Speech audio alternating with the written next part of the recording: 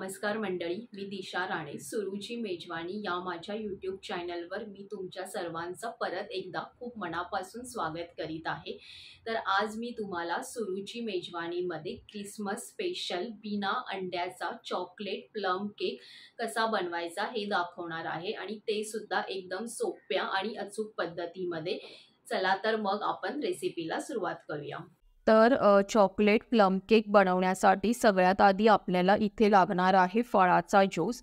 तर इथे मी संत्र्याचा ज्यूस घेतला आहे 1 कप. त्यासोबतच मी इथे पाव कप टुटी फ्रुटी घेतली आहे, पाव कप काळे मनुके घेतले आहेत, इथे मी पाव कप काजूचे तुकडे घेतले आहेत, त्याचबरोबर मी इथे पाव कप बदामचे तुकडे घेतले आहेत आणि त्याचबरोबर मी इथे पिस्त्याचे पाव कप तुकडे घेतले आहेत. तुम्ही कोणतेही ड्रायफ्रूट वापरू शकता जे तुम्हाला आवडतात किंवा जे तुमच्याकडे अवेलेबल असतील त्याप्रमाणे तुम्ही कोणतेही ड्रायफ्रूट्स वापरू शकता.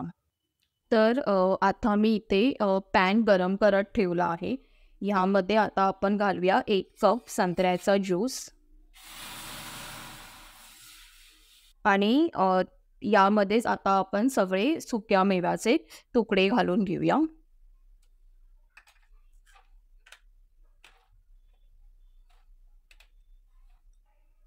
आणि आता ह्याला आपल्याला मंद आचेवरतीच 8 ते 9 मिनटं चांगलं मिक्स करून घ्यायचं आहे.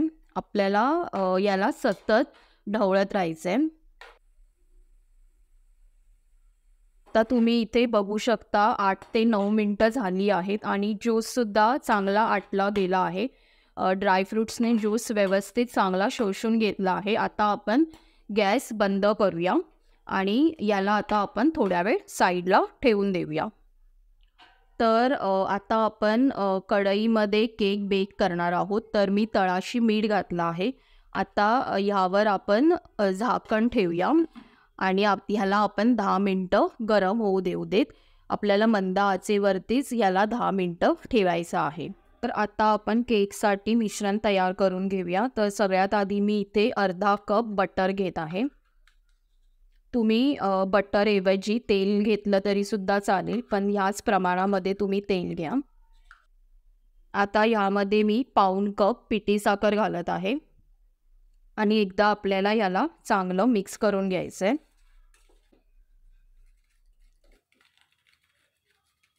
आता आपण यामध्ये 1 चमचा व्हॅनिला इसेन्स घालूया.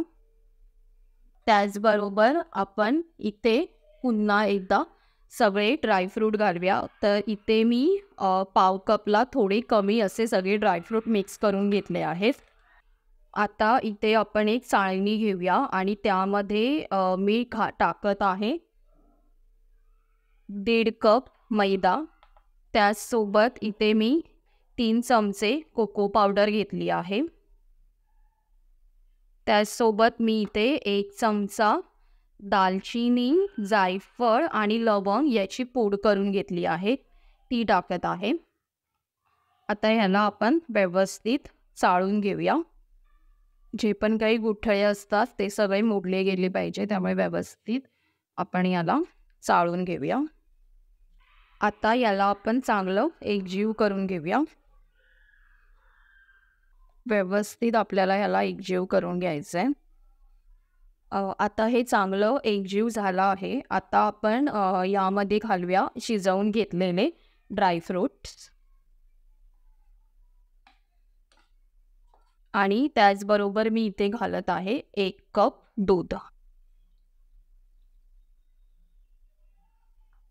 आता हे आपल्याला चांगलं मिक्स करून घ्यायचं आहे.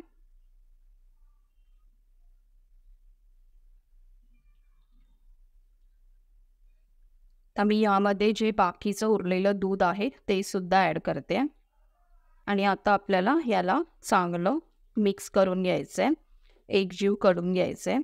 ह्यामध्ये मी 1 चमचा बेकिंग सोडा टाकत आहे.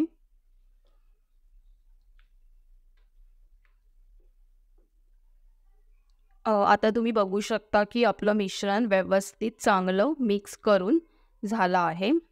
आता ज्या भांड्यामध्ये आपल्याला केक बेक करायचं आहे त्या भांड्याला मी बटर पेपर लावून घेतला आहे. जर तुमच्याकडे बटर पेपर नसेल तर तुम्ही तेलाने सुद्धा खाली भांड्याला ग्रीस करू शकता. आता हे जे आपलं मिश्रण आहे ते मी या भांड्यामध्ये काढून घेत आहे. तर आता आपण हे मिश्रण या भांड्यामध्ये काढून घेऊया.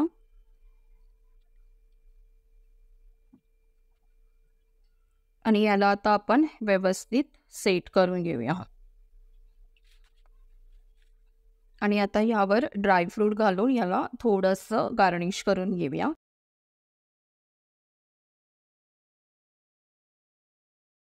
फक्त टुटी फ्रुटीने गार्निश केलं तरी पण चालू शकतं. तर आता आपलं हे व्यवस्थित सेट करून झालं आहे आणि गार्निशिंगसुद्धा करून झालं आहे. आता आपली कढईसुद्धा चांगली गरम झाली आहे. आता आपण त्यावर कढी ठेवूया.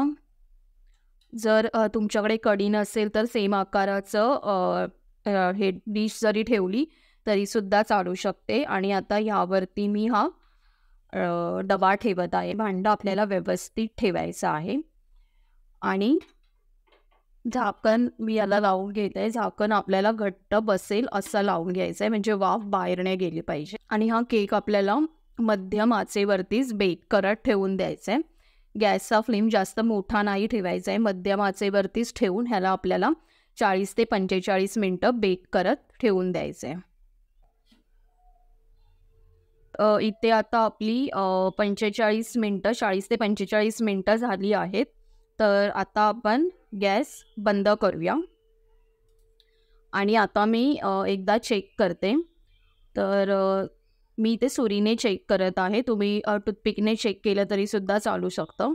तर तुम्ही आता इथे बघू शकता की सुरी आपली अलगद बाहेर येत आहे. कुठेही केक सुरीला चिकटत नाही आहे. याचा अर्थ केक आपला व्यवस्थित बेक करून झाला आहे. आता मी यावरती परत झाकण ठेवत आहे. आणि आता आपण केकला थंड होऊ देऊया. त्यानंतरच आपण त्याला त्यातनं तुम्ही आता इथे बघू शकता की केक आपला पूर्णपणे थंड झाला आहे. आता मी एकदा ह्याला काढून घेते. तर तुम्ही इथे बघू शकता की बटर पेपर लावल्यामुळे केक अलगद निघत आहे. बटर पेपर काढून टाकत आहे. तुम्ही बघू शकता की केक बघा मस्त मस्त ह्याला टेक्स्चरसुद्धा आला आहे आणि मस्त व्यवस्थित फुललासुद्धा आहे केक. तर आता आपण हा केक एका प्लेटमध्ये ठेवून देऊया. बघू शकता की केक मस्त स्मूथ झाला आहे, स्पॉन्जीसुद्धा झाला आहे आणि टेक्स्चरसुद्धा केकला खूप मस्त आला आहे. तर तुम्ही आता इथे बघू शकता की केकसुद्धा आपला व्यवस्थित कापला जात आहे. तर तुम्ही बघू शकता की केक मस्त असा स्मूथसुद्धा झाला आहे आणि मस्त असा त्याला टेक्स्चरसुद्धा आला आहे केकला. तर अशा प्रकारे आता आपला प्लम केक तयार झाला आहे. तर तुम्ही या क्रिसमसमध्ये नक्की अशा पद्धतीने चॉकलेट प्लम केक करून बघा आणि तुम्हाला कसा वाटला मला कमेंटद्वारे नक्की कळवा. आणि आता नेहमीप्रमाणे जर तुम्हाला माझी रेसिपी आणि माझा हा व्हिडिओ आवडला असेल तर माझ्या व्हिडिओला लाईक करा आणि अशाच नवनवीन रेसिपी पाहण्यासाठी सुरुची मेजवानी या चॅनलला सबस्क्राईब करायला विसरू नका. पुन्हा भेटू अशाच नवनवीन रेसिपी सहित. तोपर्यंत धन्यवाद.